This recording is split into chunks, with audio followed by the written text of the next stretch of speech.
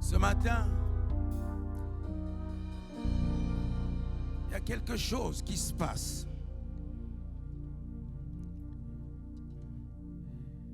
Dans le monde spirituel, on en parle. Dans le monde spirituel, les gens disent. Dans le monde spirituel, les prophéties se manifestent. Dans le monde spirituel, oh, quel bouleversement, quel mouvement. Tout simplement parce que celui qui porte la vie, qu'on croyait qu'il était mort et que c'était fini, mais aujourd'hui, celui qui porte la vie, il est sorti du tombeau. Il vit pleinement de vie. Il porte en lui encore et encore la vie en abondance. Et qu'il a ce matin à donner à qui veut sa vie. Il a donné, il a montré en donnant sa vie sur la croix. Il s'est sacrifié. Il a donné sa vie et ce matin, il veut te dire, la joie, sa joie sera toujours ta force.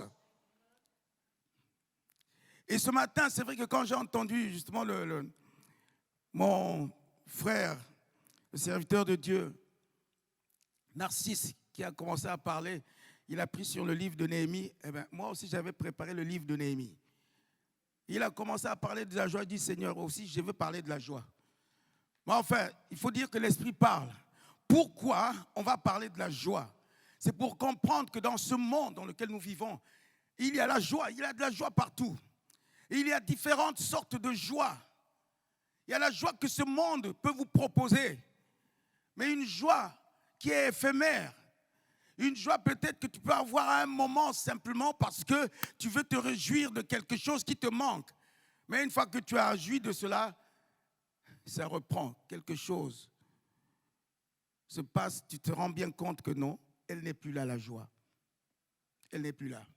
Mais la joie que le Seigneur nous propose ce matin, c'est une joie qui reste constamment jusqu'à dans l'éternité. La parole de Dieu dit, nous nous réjouisserons dans sa présence. Parce que cette joie, personne dans ce monde ne peut te la donner. C'est pour ça dans le livre de Néhémie, au chapitre 8, comme nous l'avons entendu tout à l'heure, au chapitre 8, verset 10, il est dit ceci. Il dit, allez manger des viandes grasses et buvez des liqueurs douces et envoyez des portions à ceux qui n'ont rien de préparé. Car ce jour est consacré à notre Seigneur. Ne vous affligez pas. Je dirais même ne vous affligez plus, ne vous affligez plus. Car la joie de l'Éternel sera votre force. La joie de qui? La joie de l'Éternel. Ce n'est pas la joie d'un prophète, ce n'est pas la joie d'un pasteur, ce n'est pas la joie d'un roi, ce n'est pas la joie d'un chef d'État, ce n'est pas la joie d'une société, ce n'est pas la joie d'une entreprise, ce n'est pas la joie que donne l'argent, ce n'est pas cette joie. Mais la joie de l'Éternel sera votre force, dit la parole de Dieu. La joie de l'Éternel sera votre force. Alors, dans ce que nous avons lu, nous voyons que, comme avait dit mon frère, le serviteur de Dieu, il a parlé justement de Néhémie, ce temps où les gens, ils étaient complètement désemparés, ils ne savaient plus quoi faire. Et la parole vient justement à Néhémie pour dire, qu'il dise à son peuple, Dieu dit à son peuple, non, ne sois sans crainte, ne t'afflige plus, ne sois plus dans le désespoir. Et ce que nous voyons maintenant, c'est quoi? C'est le désespoir total, totalement désespéré. Il y a des gens qui ne savent plus quoi faire. Il y a trop de nouvelles, trop des messages qui arrivent qui ne peuvent pas nous donner de la joie. Mais moi-même, ça m'arrive quand j'entends la télé, quand je regarde la télévision, j'écoute des nouvelles, je dis Seigneur, viens-nous en aide, parce que là, on ne sait plus. On ne sait plus à quel sein se vouer. Alors, je vais vous dire ceci simplement. Il y a la joie du monde qui consiste à vous faire rêver des choses, qui sont des choses futiles et éphémères. Satisfaire, par exemple, un désir d'un instant, avoir une belle voiture, avoir une belle maison, avoir beaucoup d'argent, parcourir le monde et avoir toute la science et l'intelligence humaine. Mais dans le livre d'Ézéchias dit ceci, ce livre qui a été écrit par Salomon, dit ceci, vanité des vanités, tout est vanité. Vanité de vanité, tout est vanité. Pourtant, cet homme, Salomon, qui a vu tout, qui a eu l'intelligence, la sagesse du monde, il a vu tout ce qu'il a vu, tout ce qu'il voulait avoir. L'intelligence, la sagesse, l'argent, tout, il était tout, personne. La parole de Dieu dit bien qu'il n'y a personne qui est aussi riche que cet homme-là, que ce roi, Salomon, dans ce monde.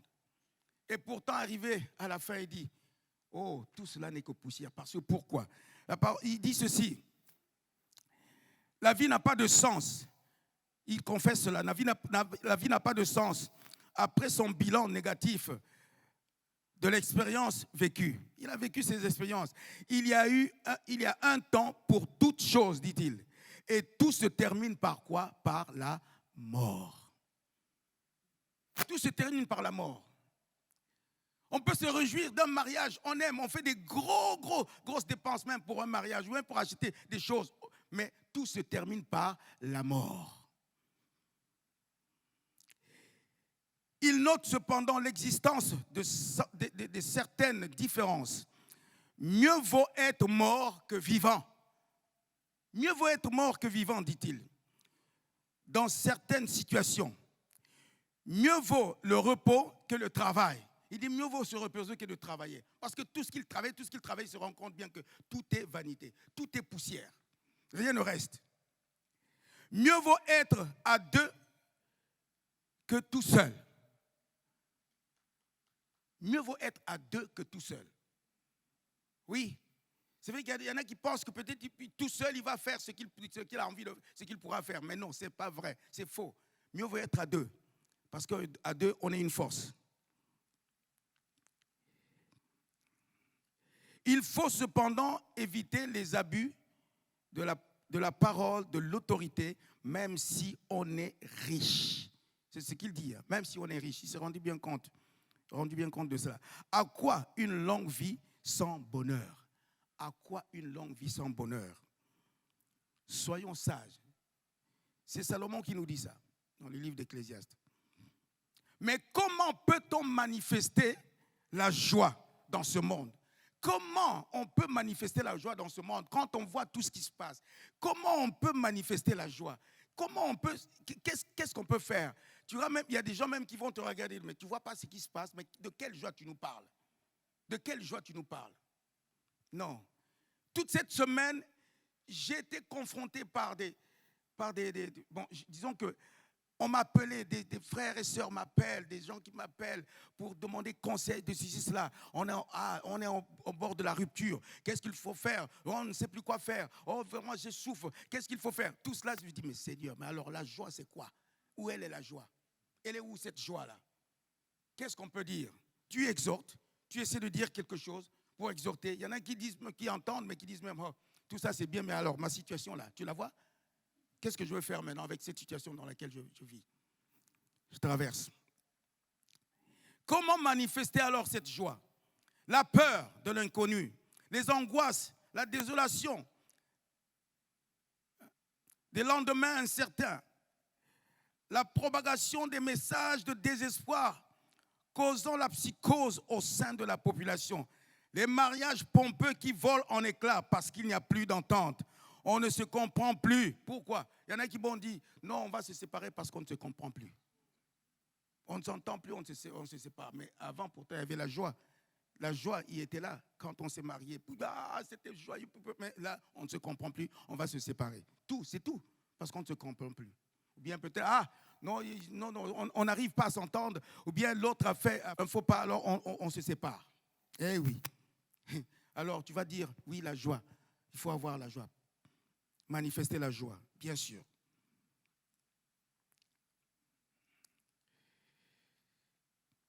On ne sait plus à quel saint se vouer, c'est vrai. Mais le Seigneur rassure ses enfants. Il rassure ses enfants. Il dit dans le livre d'Ésaïe, chapitre 30 et 15, il dit, c'est dans le calme et la confiance que sera votre force. Dans le calme et la confiance que sera votre force. Ésaïe 30, 15. Dans le calme et la confiance sera votre force. C'est le Seigneur qui nous rassure, qui nous donne ces paroles-là. On va aller maintenant dans une dimension autre. Parce que là, on parle justement, j'ai commencé par ce temps un peu désespéré dans lequel nous vivons tous. Et on se rend bien compte que c'est vrai.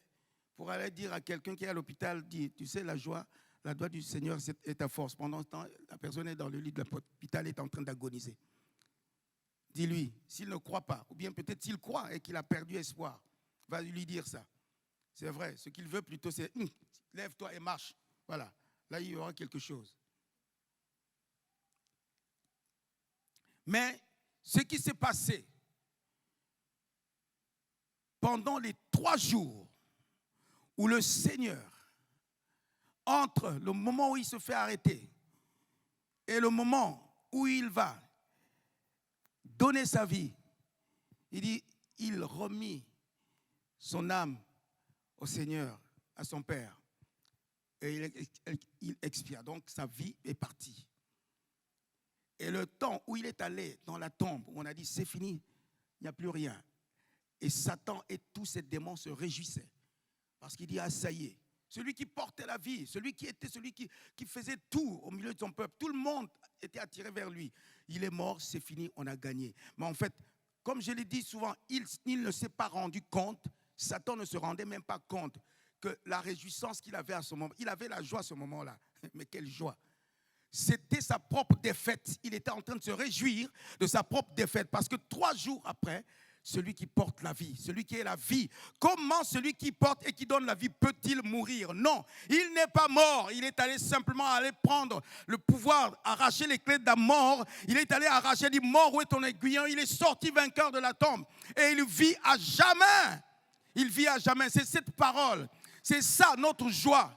La joie que Dieu nous donne, la joie que le Seigneur nous donne, c'est celle-là de savoir que Christ est vivant, il est ressuscité, il vit à jamais. Et quand il vit en toi, alors tu as la joie du Seigneur. Quand il vit en toi, tu as la joie, quelles que soient les circonstances. On le chante, mais on ne le chante pas seulement pour chanter. Quand on dit, quelles que soient les circonstances, la joie du Seigneur est ma force. Et quand les circonstances arrivent, elle est où cette joie? Elle est où cette joie? Tu le chantes. Mais est-ce que tu le vis? Il faut que ce soit au fond de toi, il faut que tu le vives. C'est au-dedans de toi. C'est Christ en toi. C'est Christ qui révèle, qui manifeste sa joie. Ce n'est pas une joie que toi, tu vas aller chercher pour construire une certaine forme de joie. Tu rigoles, ah oui, j'ai la joie. Ou même quand on chante, on danse. Ce n'est pas de cette joie qu'il s'agit. Mais crois-tu réellement que le Seigneur est vraiment ressuscité en toi? Ce matin, merci ma soeur. Ce matin, c'est pour te dire que tout ce qui a été mort, tout ce qui est enterré, aujourd'hui, le ressuscité fait que tout cela ressuscite. Que ta joie ressuscite en toi. La joie du Seigneur, il est ressuscité. Et cette joie-là, elle vient en toi. Tu es ressuscité avec lui pour que sa joie soit constante. Alléluia. C'est de cette joie qu'il s'agit. Les disciples étaient perdus. Ils étaient perdus, les disciples, troublés, perturbés. Ils avaient perdu confiance. Chacun avait même repris son travail. Ils avaient dit, il n'y a plus rien à faire, c'est fini. Et pourtant, quand ils étaient avec le Seigneur, ah là là, quand ils voyaient ce que le Seigneur faisait, quelle joie. Quelle joie. Mais quand il n'était plus là, c'est fini, il n'y avait plus de joie. Pourtant, il leur avait bien dit, il leur avait bien prévenu qu'il arriverait quelque chose et qu'ils seraient dispersés. Et le Seigneur leur avait informé en disant, soyez vigilants, il arrivera quelque chose, vous serez dispersés. Et quand il leur dit que mais au 3e jour, je ressusciterai des morts. Pourtant, ils ont reçu la nouvelle. Ils ont reçu que Dieu les avait prévenus. Mais ce jour-là, qu'est-ce qui se passe? Ils étaient perdus, ils ne savaient plus quoi faire parce qu'il est mort, il est mort. Ça y est, on avait vu, on l'a enterré, on l'a vu qu'on l'a mis dans la tombe. Donc cela veut dire qu'il n'y a plus rien. Parce que quelqu'un qui meurt ne peut plus ressusciter. Même sur la croix, il y a un qui a dit, mais si tu es celui qui faisait des miracles, fais des miracles, descends de la croix et puis tu nous fais descendre sur de la croix. Oui. Mais toi qui ressuscitais les morts, mais tu es maintenant toi-même mort, tu es dans la tombe. Mais il ne savait pas qu'il n'était pas mort, il était simplement allé régler quelque chose. Sur la terre, il était allé régler quelque chose. Il était en train de dire, et toi maintenant, toi qui tiens mon peuple en esclavage, mort, où est ton aiguillon? Paf, il prend la clé de la mort, il sort vainqueur. et il sort. Et il te donne la vie à jamais.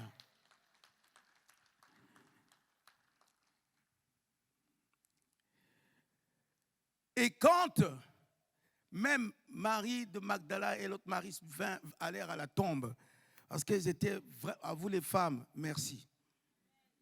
Merci. Merci de ce que vous avez fait, les femmes. Vraiment. Et si vous n'étiez pas partis pour vous rendre compte de ce qui s'est passé, ce jour-là, on ne serait pas au courant. Enfin, Dieu allait trouver peut-être un autre moyen, mais ce jour-là, c'était vous. C'est votre ténacité, votre bravoure. Vous êtes allés jusqu'à la tombe, allez vous rendre compte que oui, il n'est plus là. Mais il est où? Pensant même qu'on l'a volé, où on a emmené son corps. Et même quand elles l'ont vu, elle dit, Seigneur, peut-être que tu sais où on est venu voir le maître, mais il n'est plus là. Est-ce que tu ne sais pas si on l'a mis quelque part, on l'a mené quelque part? Et alors je lui dis, pourquoi cherchez-vous parmi les morts celui qui est vivant? Pourquoi cherchez-vous parmi les morts celui qui est vivant? Il n'est plus là. Allez dire à ses disciples, il est ressuscité, qu'il me retrouve là en Galilée. Et quand même les femmes vont dire aux disciples, il dit, il est ressuscité, on l'a vu, il nous a parlé. Il dit, c'est pas vrai. On l'a vu. Non, c'est pas vrai. Thomas qui dit, tant que je ne mettrai pas mon doigt, je ne croirai pas. Il est ressuscité. Crois seulement qu'il est ressuscité. Et quand même il arrive au milieu d'eux d'une façon spectaculaire. Pouf, il apparaît. Il dit, c'est vrai, c'est lui. C'est lui. Pour qu'il soit convaincu que c'est lui, il dit, donnez-moi à manger. Donnez-moi quelque chose à manger. Il mange. Il dit, c'est moi. C'est moi. C'est moi, c'est moi. Touchez-moi. L'esprit n'a pas de corps. Donc, c'est bien moi. Moi, c'est moi, touché. Et quand, justement, celui qui doutait, ce disciple qui doutait, lui dit bon, je veux mettre, il dit, mets ton doigt. Mets ton doigt ici et comprends que c'est bien moi. C'est bien moi. Mais heureux celui qui a cru, qui n'a pas vu, mais qui a cru. Crois seulement que ton Seigneur, ton Dieu, celui qui est le créateur de la vie, il est ressuscité. C'est ça ta joie aujourd'hui. C'est celle-là que tu dois proclamer. La joie du Seigneur, c'est de proclamer la bonne nouvelle que Jésus est ressuscité et qu'il vit à jamais. Et que malgré tout ce qui se passe, tout ce que nous voyons, tout ce qui se passe, le lendemain n'est même plus assuré, on ne sait même plus comment. Et il y a des moments où je pense, mais que deviendront mes arrière-petits-enfants si Dieu me les donne de voir mes arrière-petits-enfants? Je les verrai au nom de Jésus. Que deviendront-ils avec ce monde pervers? Mais la joie de l'Éternel sera toujours notre force. Donc la bonne nouvelle ce matin que j'ai à te dire, c'est que ce jour est un jour de joie et d'allégresse. Ce jour est un jour de joie et d'allégresse. Il y a beaucoup de versets dans la Bible qui parlent de la joie. Vous savez, quand le peuple sort de l'esclavage en Égypte, ils étaient tellement heureux. Il y avait la joie. Ils avaient la joie. Ils chantaient les louanges. Ils adoraient leur Dieu. Parce que maintenant, ils sont libres. Ils peuvent aller adorer leur Dieu, leur Seigneur. Il y a des nouvelles, justement, qui nous donnent la joie. Il y a des nouvelles qui nous donnent la joie. Une naissance, une promesse de mariage, une nouvelle pour un CDI, un travail, évidemment.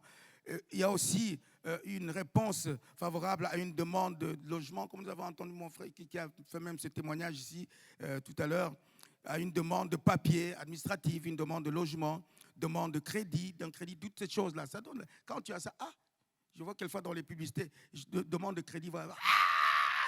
Tellement, ça hurle tellement qu'elle est contente. Il y a ça, le crédit a été accordé. Oui, c'est vrai, ça arrive ces joies-là. Mais ça, ce sont des joies qui ne durent pas longtemps. Maintenant, paye la maison.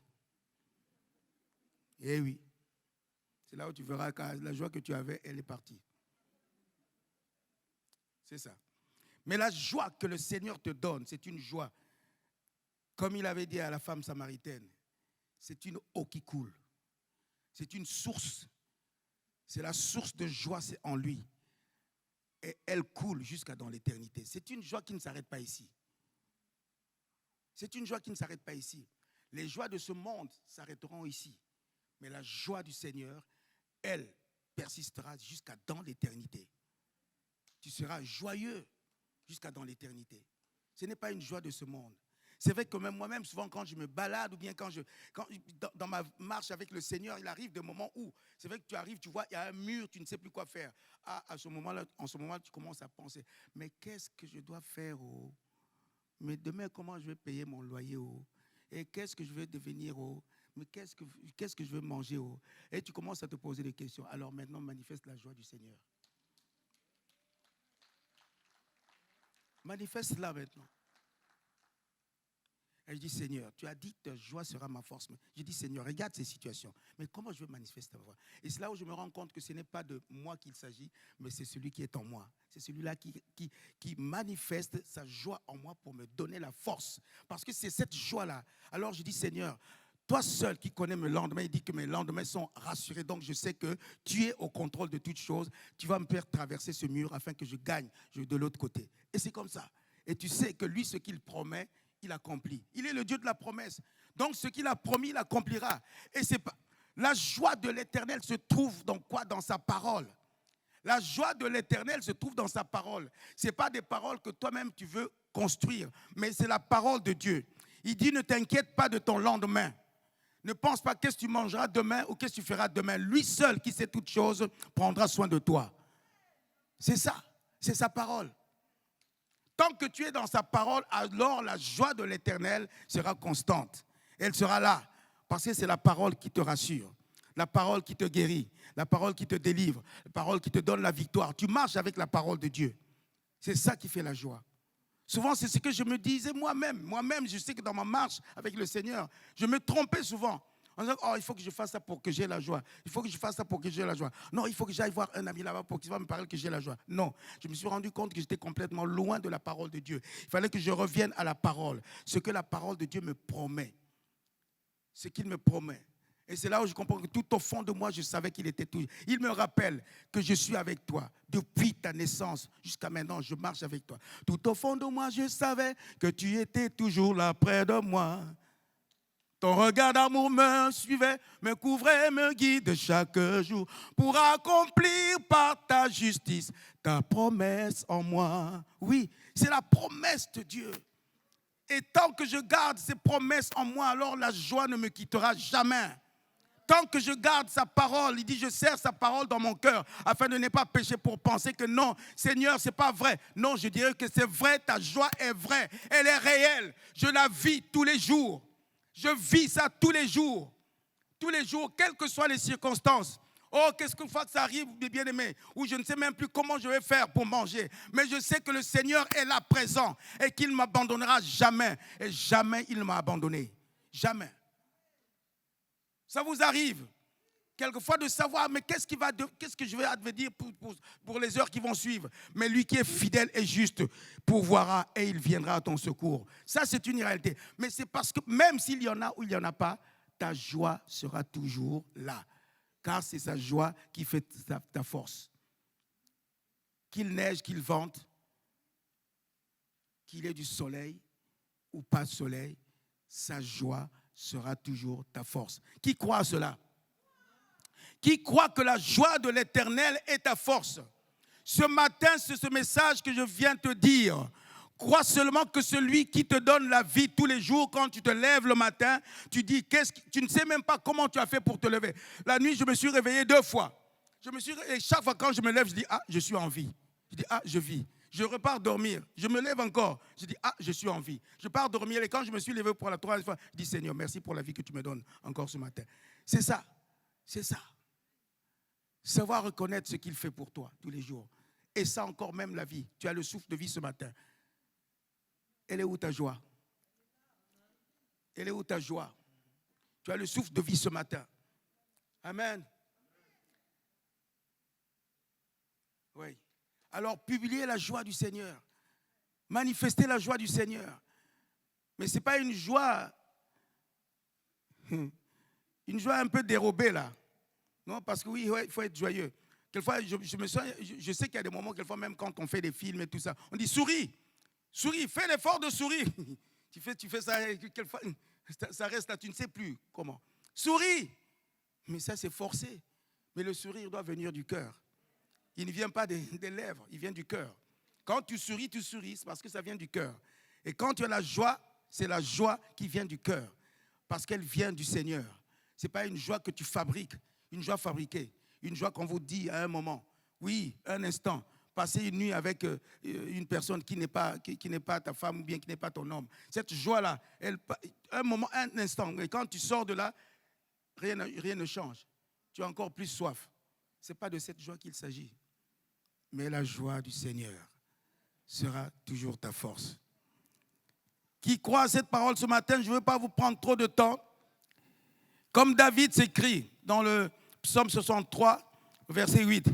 Car tu es mon secours et je suis dans l'allégresse à l'ombre de tes ailes. Car tu es mon secours. Tu es mon secours et je suis dans l'allégresse à l'ombre de tes ailes. Oui, c'est à l'ombre de ces ailes que tu es en allégresse. Mais dans toutes ces choses que nous pouvons entendre, que nous pouvons voir, que nous pouvons maintenant vivre, il y a une chose qui est vraie. La bonne nouvelle, c'est que Jésus-Christ est ressuscité. Il est vivant à jamais. Et il est là, ce matin, parmi nous, jour après jour. Il marche avec toi sans que tu te rendes compte. Mais il est là avec toi. Alors, révèle Christ en toi. C'est parce qu'il vit en toi. Et s'il vit en toi, alors, ne t'inquiète pas. Cette joie que tu as besoin, tu la trouveras toujours. Parce qu'il vit en toi. Par sa parole. C'est la parole de Dieu. C'est sa parole qui nous donne d'être dans la joie. Les femmes revinrent de la tombe justement avec cette bonne nouvelle qui nous donne la joie. Cette joie qui nous anime toute notre vie. Nous la vivrons jusqu'à dans l'éternité. Cette joie qui nous anime parce que nous savons que notre Créateur, celui qui est la vie, il est vivant pour toujours. Il est ressuscité. Alors sa joie fait notre force. Amen. Pouvons-nous nous lever? Vous savez, même quand on prie c'est vrai. Mais on prie, la prière c'est pas quelque chose comme si c'est une baguette magique. On dit tant la chose se fait. Mais la prière, quand on prie même pour toi, tout dépend de ce que toi-même tu as besoin, tu vis, c'est-à-dire ce que tu vis au-dedans de toi. Parce que même le Seigneur, quand il voulait guérir un malade, il dit, qu'est-ce que tu veux que je fasse pour toi? Il voulait savoir ce qu'il y avait dans le cœur de l'homme. Qu'est-ce que tu veux que je fasse? Seigneur, je veux recouvrir la vue. Ok, qu'il en soit fait ainsi, selon ta foi. C'est une question de foi, c'est ce qu'il y a dans ton cœur. Et ce matin, je voudrais que tu expérimentes la joie, cette joie du Seigneur. Expérimente cette joie du Seigneur. Laisse-toi conduire simplement par l'Esprit de Dieu. C'est lui qui te donne cette joie. Ce n'est pas moi. Ce n'est pas mes paroles. Mais c'est la parole de Dieu. C'est lui seul. Le Seigneur, c'est lui qui est ta joie, qui te donne cette joie. Donc laisse seulement ton cœur tranquille. Ne te pose pas des questions. Ne rumine pas au-dedans de toi. Mets de côté tout ce qui peut t'empêcher vraiment de vivre cette joie. Je sais qu'il y a beaucoup de choses, même actuellement, qui sont en train de tourner dans ta tête. Tu ne sais pas quoi faire. Tu ne sais pas comment agir, comment réagir plutôt de tout cela. Mais Dieu est Dieu. Crois-le que sa parole est vraie. Parce qu'il est lui-même la parole. Donc s'il t'a donné sa parole ce matin, c'est parce qu'il sait que tu en as besoin. Tu as besoin d'expérimenter la joie du Seigneur. Alors lève-toi de là où tu es et que ce matin, tu puisses dire, Seigneur, oui, je retrouve cette joie en moi. Je la retrouve, je veux la retrouver, cette joie. La joie du Seigneur. Alléluia. Je veux retrouver la joie du Seigneur.